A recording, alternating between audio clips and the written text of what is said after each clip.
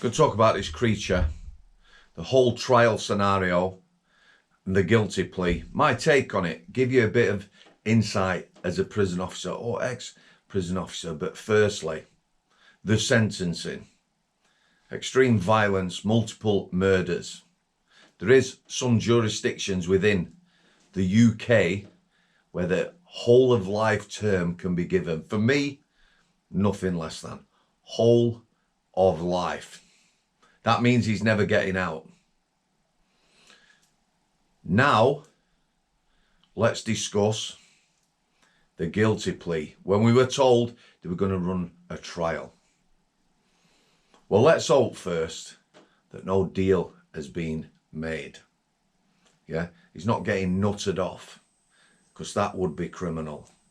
You know, put in a mental institution, high security hospital forever or whatever. Yeah, that's unacceptable. But here's the thing. Here's the thing that people won't understand. And for me, for the families, him going guilty, not having to go through a trial, yeah, that's the best thing, because they would have been tortured.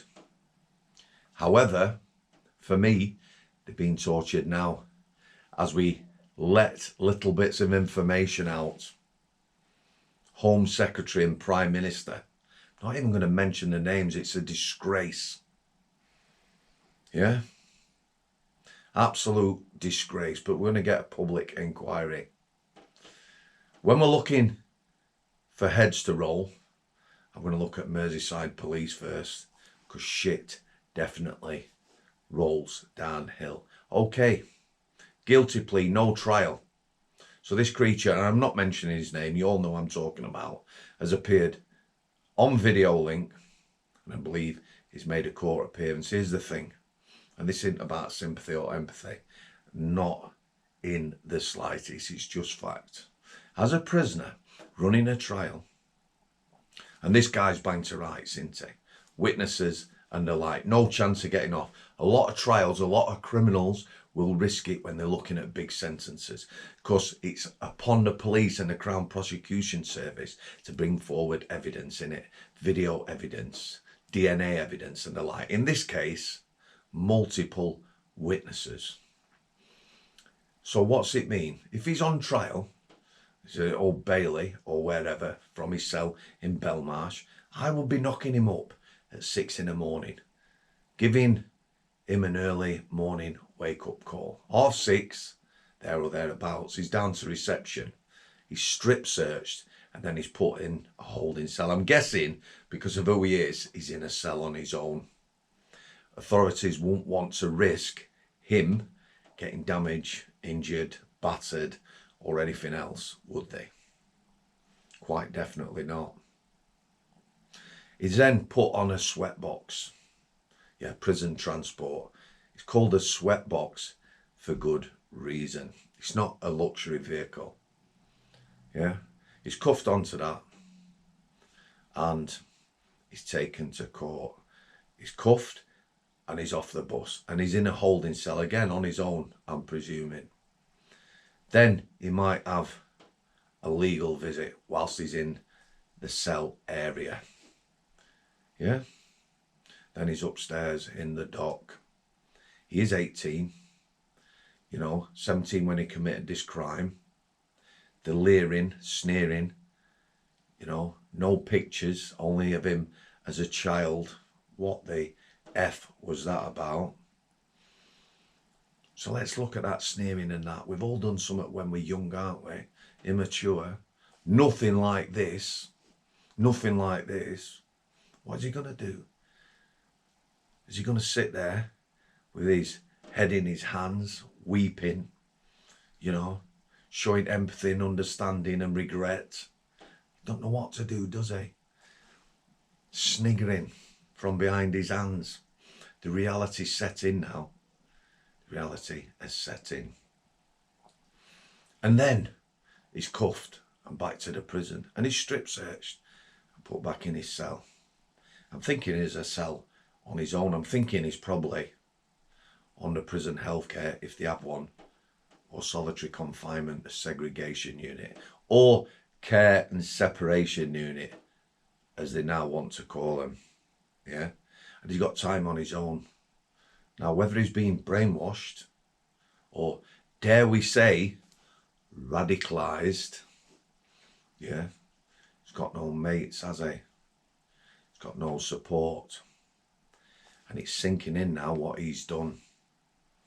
For me, a taxi somewhere, we know now, don't we, sadly, that it was being, well, not watched. We just know the shortfalls, the unforgivable shortfalls. Like I say, heads need to roll. I'd like to see them two, the Prime Minister and the Home Secretary.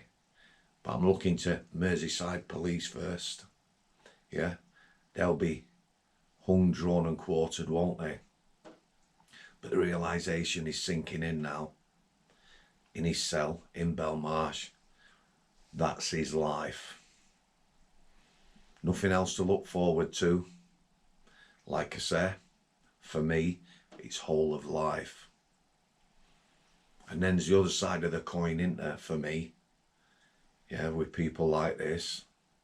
Public are going to have to fund this evil creature's life for however long he's on the planet. Unless somebody gets to him. Street justice and all that. Real street justice. We're going to have to fund him. Staff are going to have to look after him. Inexperienced staff. A risk. These people will always be a risk to prison staff. And other prisoners, because not everyone's bad in there. Evil. Realisation. Smirking. No friends. Not yet anyway. Always hard to call these.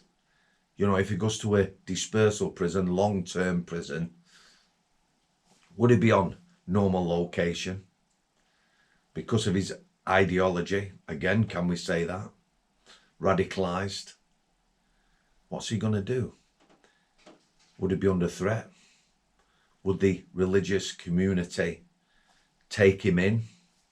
Make him a bit of a martyr or a hero? Or would he get done in? Would he be in a position as he matures to radicalise other people? It's happening in our prisons now and has been for decades. No control, inexperienced staff. We need to get a grip of this, the authorities say. I challenge any body, politician, high-ranking police officer, anyone in the intelligence community to go and work on landings in dispersal prisons where you're outnumbered by ideology, religion, third world culture. Go and do it face to face. We need to sort it out. Yeah, big words from afar. Just going to leave it there, guys. God bless the families. You know, like I say, they've been saved torture of a trial. However, our government, I feel, is torturing them more than anybody else could ever. Again, God bless them. God bless you all. Thanks for your continued support. Thanks for coming. Take care. We need to stick together. People power. I'll see you there.